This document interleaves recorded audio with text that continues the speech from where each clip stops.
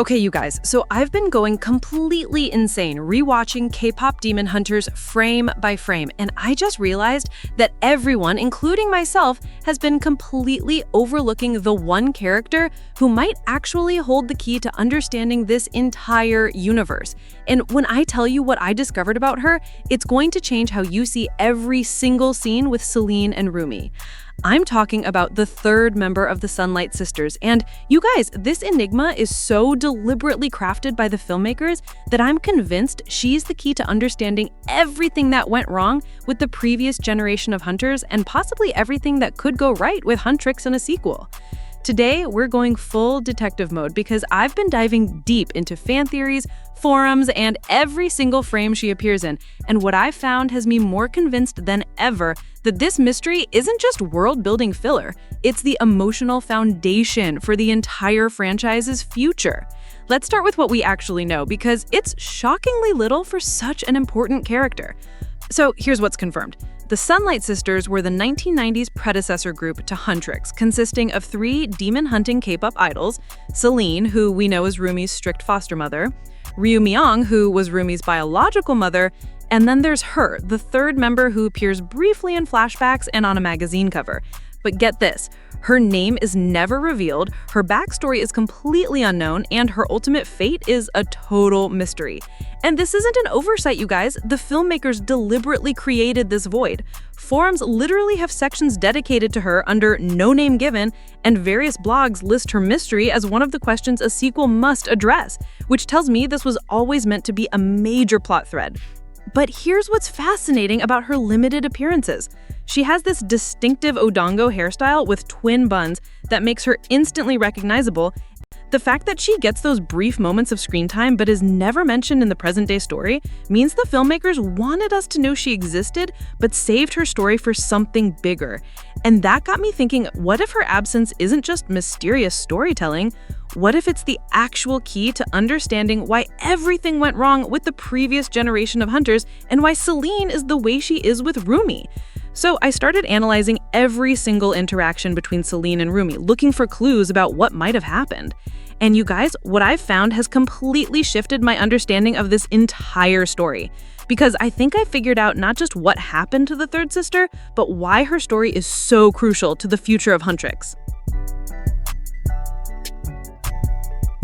So let's talk some theories that might connect the dots. Theory 1, the traumatic witness. Here's what I think really happened, and this theory just hit me when I was rewatching Celine's scenes with Rumi. What if the third sister didn't just disappear randomly? What if she witnessed Celine's first attempts at raising baby Rumi and was absolutely horrified by what she saw? Think about it.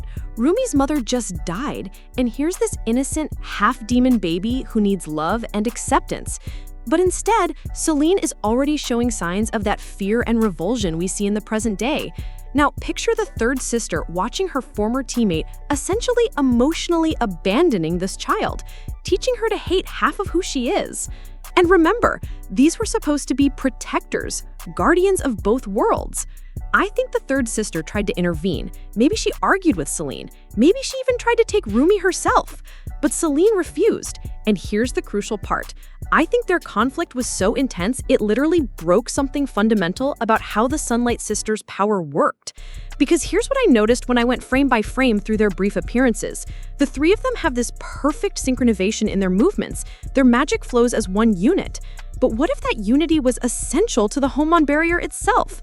What if their emotional bond was literally what powered their protection magic? This would explain why Celine became so dogmatic about hunters having no flaws or fears. She was overcompensating for the catastrophic failure of her previous team. Theory 2, blood on her hands. But then I started thinking about something even darker, and this is where my theory gets really intense. What if the reason we never learn about Rumi's father isn't just mysterious storytelling, but what if the third sister was there when he died? What if she was part of the mission that killed him? Here's what I think happened. The Sunlight Sisters get a mission to eliminate a powerful demon threat. They go in as a team, but they don't know that this demon is the one Myung has fallen in love with, the father of her unborn child. Imagine the absolute horror of that moment when they realize what they've done. Mi-young is devastated. The man she loved is dead by her own teammates' hands, and she's carrying his child. The guilt from this would be absolutely crushing, especially if Mi-young's grief over losing her lover contributed to her death, either through suicide, depression, or leaving her vulnerable to Gi-ma's attacks. If the third sister was the one to deliver the killing blow, or if she was just present when it happened, the psychological trauma would explain her complete abandonment of the hunter life. She couldn't live with what they'd done in the name of duty. And this connects to something really important about Korean cultural values, the concept of loyalty to friends versus duty to a cause. This internal conflict between personal relationships and professional obligations is a recurring theme in Korean storytelling. And here's something that just occurred to me while analyzing Celine's behavior patterns. What if the third sister's departure wasn't about trauma or guilt? What if it was about fundamental moral disagreement? Because when I really look at how Celine treats Rumi, there's this underlying belief that demons are inherently evil, that any demonic nature needs to be suppressed, controlled, hidden away. But what if the third sister saw it completely differently? What if she looked at Rumi, this innocent baby who's half human, half demon, and thought, this is proof that the old ways are wrong, that maybe demons and humans aren't meant to be eternal enemies. Maybe Rumi represents evolution, a new possibility. I think the third sister tried to convince Celine to raise Rumi with pride in both sides of her heritage, to teach her that being half-demon wasn't a curse but a gift. But Celine was too afraid, too traumatized by years of fighting demons to see it that way. And when the third sister realized Celine would never change, when she saw that Rumi was going to grow up ashamed and self-hating, she made a choice. She walked away rather than be complicit in that emotional abuse.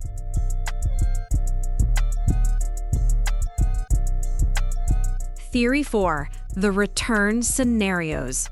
Now, here's where my brain started going crazy with sequel possibilities, because I realized the third sister's unknown fate is actually the perfect setup for any kind of story they want to tell. Possibility 1. She's been out there all these years, maybe living a normal life, trying to forget, but when she sees Huntrix struggling with the same issues that destroyed the Sunlight Sisters, she comes back as this wise mentor figure who can teach them what Celine never learned about balance and acceptance. Possibility 2, and this one gives me chills, she returns, but she's completely disillusioned with the entire Hunter system. Maybe she blames them for Mi-young's death, for the trauma, for everything, and now she wants to tear it all down. Imagine if she spent years studying demons, learning their weaknesses, not to fight them, but to ally with them. What if she's become the bridge between worlds that Rumi was always meant to be, but Celine was too afraid to let her become? But here's the scenario that literally keeps me up at night. What if she returns as the main antagonist, not because she's evil, but because she's right?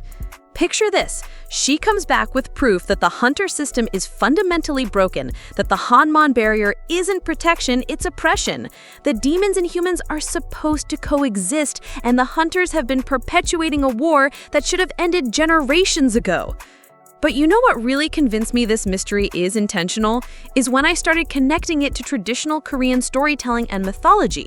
In Korean culture, there's this concept of the sacred triad, 3 elements working in harmony, and when one is removed, the entire system becomes unstable. This is exactly what happened with the Sunlight Sisters. I also thought about the Mudong shamanic traditions that clearly inspired the Hunter demon's power structure. Shamans are all about balance between worlds, and when that balance is broken, it has cosmic consequences. There's also this deeper cultural concept of Han, that persistent emotional pain from unresolved injustice. The third sister embodies this perfectly. She represents the unhealed wound in the Hunter community that affects everyone, even if they don't understand why. The sequel setup.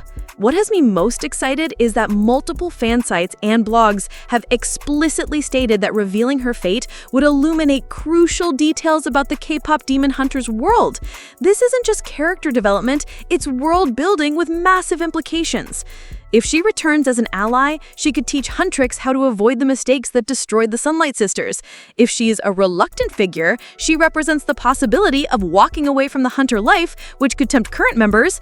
If she's an antagonist, she forces everyone to confront the darker consequences of their duty.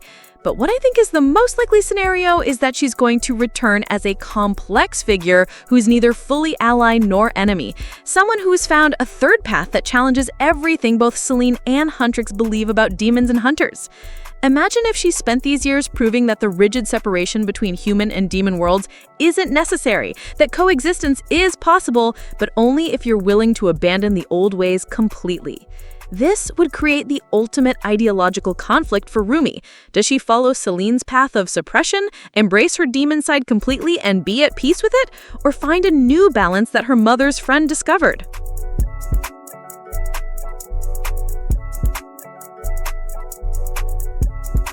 And you guys, I've been diving deep into the comments and discussions about this character, and people are genuinely obsessed with figuring out what happened to her. I keep seeing people asking where she went, what her story was. Some fans think she might be related to current characters. Others have these wild theories about her being in disguise or secretly pulling strings from the shadows. The fact that a character with literally 30 seconds of screen time has generated this much curiosity and speculation tells me the filmmakers knew exactly what they were doing. They planted this mystery deliberately, and now fans are desperate for answers. The bottom line. Here's what I think is happening. The third Sunlight Sister isn't just a mystery. She's the emotional key to the entire franchise's future.